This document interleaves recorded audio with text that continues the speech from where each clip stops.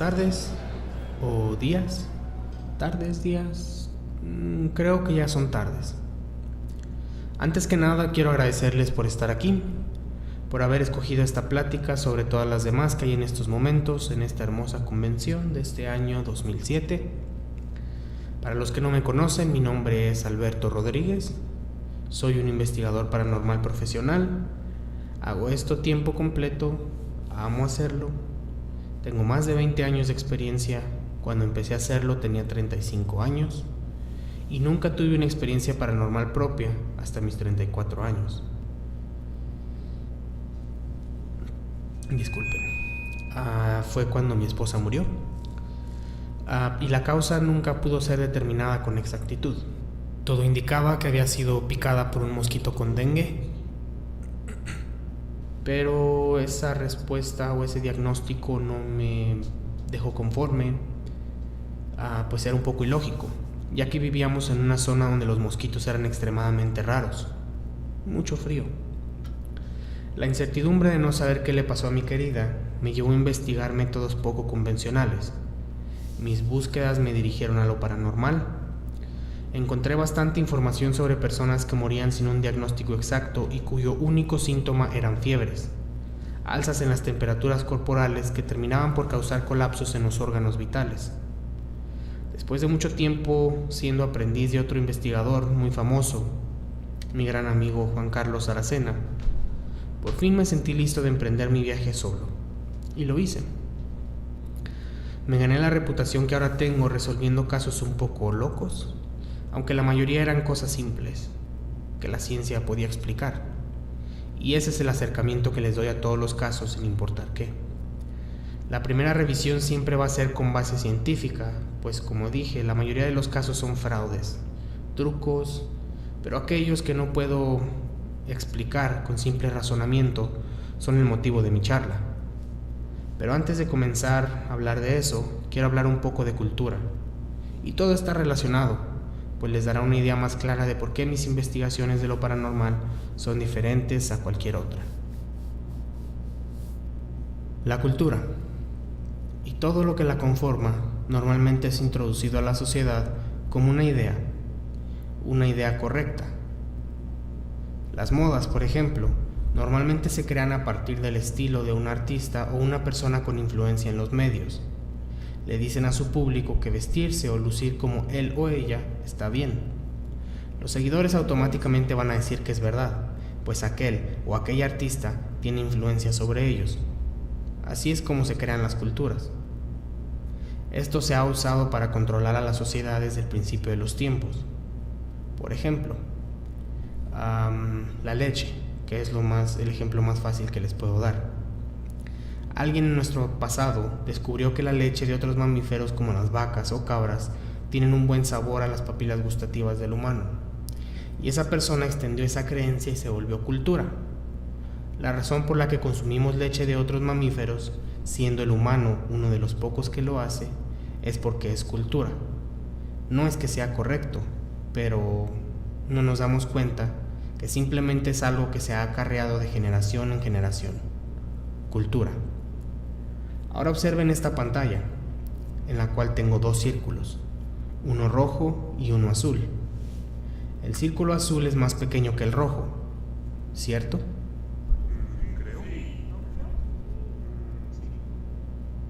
Así se crea la cultura, porque la verdad es que los dos círculos son del mismo tamaño, y la mayoría de ustedes contestó que sí a mi pregunta. Tengo el privilegio de tener un poco de influencia, ya sea porque confían en mí, me conocen o simplemente por estar en este escenario. Pero el punto es que no porque algo sea parte de la cultura esté bien o sea correcto. Ahora, ¿cómo se relaciona con lo paranormal todo esto? Ustedes se preguntarán. Hay muchas cosas alrededor de los fantasmas y todo eso que son simplemente cultura, tradición. Factores que se han pasado de boca en boca sin tener una base o pruebas. Pero hoy nos concentraremos en mi especialidad, la temperatura. Todos hemos escuchado en aquel programa de televisión o hemos visto en aquella revista que cada vez que hay una presencia fantasmal, algún espíritu o en algún lugar que está encantado, las temperaturas o son bajas o bajan cuando el ente está presente. Cuando era un espectador, yo creía eso, porque la cultura me dijo que si había algo paranormal invisible a los ojos, lo sabría si sentía el cambio en la temperatura. Disculpen. Una vez que empecé mi carrera profesional, tenía esa idea muy arraigada. Lamentablemente para mí, y en estos casos, el cerebro es extremadamente poderoso y misterioso en sus formas de trabajar, porque tantas eran mis ganas de ver un fantasma o de sentir algo fuera de cualquier lógica que mi cerebro creaba esa sensación de frío. Y lo mismo les pasaba a mi equipo, a mi maestro y probablemente a muchos de ustedes en esta sala. Por esta razón es que a pesar de tener más de 20 años de experiencia, mis primeras investigaciones no las cuento como válidas. Los primeros 7 años de mi carrera los tomo como algo que nunca pasó. Después de ese periodo es donde empieza lo interesante. En 1993, mi equipo y yo estábamos en Nuevo León, investigando una casa donde había fallecido trágicamente una familia, meses atrás, y había reportes de sucesos paranormales. Fue casi al principio de nuestra investigación cuando una de las personas que nos guiaba por el lugar nos mencionó una joven de 21 años que estaba pasando por una situación un poco extraña. Nos contó que recientemente había sufrido una neumonía severa. Estuvo a punto de morir. Estábamos en pleno invierno y sus padres la habían corrido de su casa pues había salido embarazada y su pareja no se quería ser responsable. Ella tomó la decisión de abortar, pero sabiendo que era ilegal, acudió a uno de esos lugares sombríos donde la ley no parece mirar. Se practicó aquel procedimiento y fue dada de alta de inmediato. Se pueden imaginar cómo son esos lugares. Esa noche, estando aún con dolor y hecha pedazos sentimentalmente, sus pies se rindieron en un callejón, por un lado de un restaurante. Pasó toda la noche ahí y fue donde fue atacada por la neumonía. Al siguiente día fue encontrada por uno de los trabajadores de los locales de alrededor y fue llevada inmediatamente al hospital. Afortunadamente fue tratada y mostró mejoría casi instantáneamente. Sabiendo lo que sus padres pensaban de ella, decidió llamarle a una de sus tías, quien ella apreciaba mucho, para que fuera por ella cuando la dieran de alta. La tía aceptó y en cuanto estuvo mejor se la llevó. Pero esa noche comenzó con fiebre, una fiebre severa. Al oír esto automáticamente pregunté si quería que fuera a revisar con mi equipo. No quería saber el resto de la historia, pues las fiebres eran todo lo que necesitaba oír. Supongo que imaginan por qué. Suspendimos la investigación en la casa de los decesos violentos y nos fuimos a la casa de la joven. Tenía 3 semanas con la fiebre y ningún doctor podía controlarla. La joven se veía bastante mal. Antes que yo fuera habían llamado a un curandero, pues los métodos convencionales no parecían dar resultado. El brujo hizo una limpia, pero sus efectos no duraron mucho. Después intentaron que un sacerdote hiciera algo, pero se negó, pues el único problema eran las fiebres. Como ya mencioné, yo trato de darle un significado científico antes que paranormal a cualquiera de mis investigaciones, pero, ya que los doctores no podían diagnosticar, científicamente, nada más podía causar la fiebre que una enfermedad. Ahí comencé a pensar en lo paranormal. Sacamos el equipo. Ciertamente el campo magnético estaba un poco distorsionado alrededor de la joven, pero no había temperaturas bajas y ninguna otra normalidad. Nunca obtuvimos una respuesta cuando usamos las grabadoras, y ella no se comportaba de ninguna forma extraña. No lenguajes extraños, nada de eso. Las ideas se nos terminaban, pero yo estaba obsesionado con saber la verdad, pues mi esposa había pasado por una situación bastante similar. Sentía que por fin podría obtener respuestas. En ese entonces el equipo que teníamos era muy limitado y no poseíamos una cámara térmica. Era nuestra última opción, y a la vez sería solo un experimento. Para nuestra buena suerte, estábamos cerca de la frontera y pude contactar a un viejo amigo, también investigador. Él sí poseía una cámara de esas. Logré que me la prestara y en un día ya la teníamos. Tomamos fotos primero de los alrededores y de otras personas para comparar. Normalmente estas cámaras no son capaces de captar espíritus o entes, pues no están diseñadas para eso. Simplemente no es su función. Teniendo todo eso en mente y poniendo todas mis creencias al lado, procedí a tomar las fotos de aquella desafortunada joven.